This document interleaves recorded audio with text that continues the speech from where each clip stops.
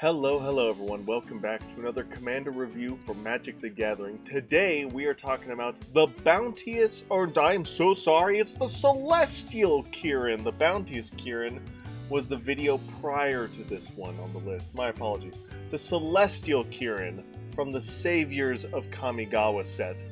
The Celestial Kirin is the second Kirin in our Kirin Spirit cycle. It's a 3/3. And it has a mana value of 4, 2 generic and 2 white. It has the flying keyword, and whenever you play, this is a triggered ability right here, whenever you play a spirit or arcane spell, destroy all permanents with that spell's converted mana cost, or mana value is the modern text. With that spell's mana value. This card is absolutely bonkers.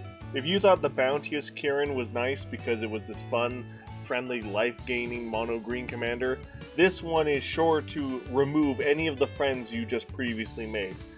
There are no card rulings for this commander, but I do want to mention, and I'm sure we're going to talk about it in just a second here, destroy all permanents with that spell's mana value. It does not care what kind of permanent. Any permanent can be destroyed. So all of you land lovers out there, be warned. Your lands are permanents, and they are liable to be blown up because they have a mana value of 0. Speaking of which, Ugin's Conjurant is a spirit, so it fits perfectly with this commander because it has a mana value of X. Which is absurd. If you cast this creature for 0, it will blow up every permanent with a mana value of 0 on the field. That is lands, that is tokens, that is everything with a 0 mana value. All the moxes, they're gone. Okay? It's absolutely brutal. The other great thing about this card in particular is because it's just 1x, it scales perfectly with whatever you might need to blow up. Granted, the one difficult area for this commander is it itself has a mana value of 4, so if you cast anything with mana value 4, it will blow itself up as the Celestial Kirin because it doesn't protect itself from this ability. So if you cast Ugin's Conjurant for 4 mana, you will blow up everything mana value 4, including your commander. So be careful of that, be mindful of how you do your mana curve when deck building. But this card is fantastic. If you need to blow up 2 drops, cast it for 2. If you need to blow up 5 drops later in the game, cast it for 5. Very flexible. But you could cast this for 0 and blow up every permanent 0 mana value, including lands. So it is absolutely brutal.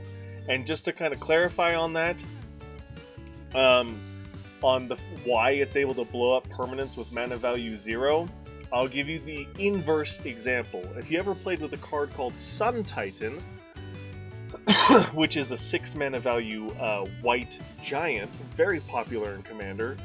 For a long time it was a heavily played staple of mono white as well.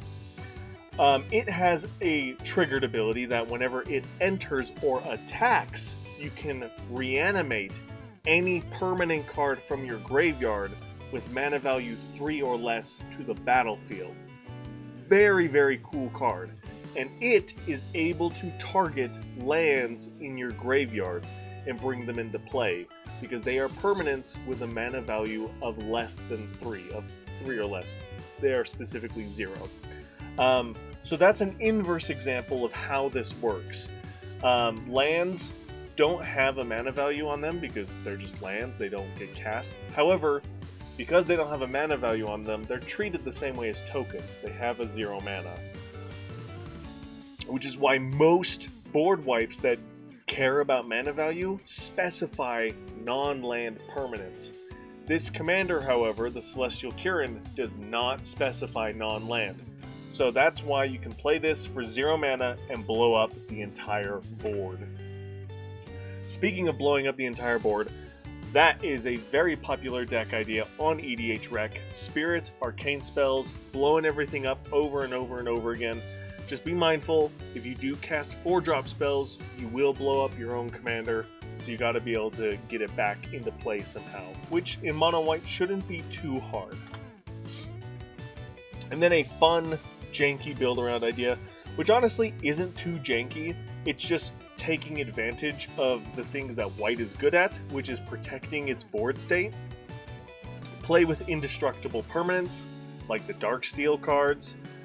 Play with cards that give your board state indestructible, and then all of your board wipe spells become one-sided against your opponents, which is very cool. So you can easily mesh this archetype with the Spirit Arcane strategy. And that is going to do it for the Celestial Kirin. Really cool card, great way to destroy the board over and over and over again in some way, shape, or form, which is really fun.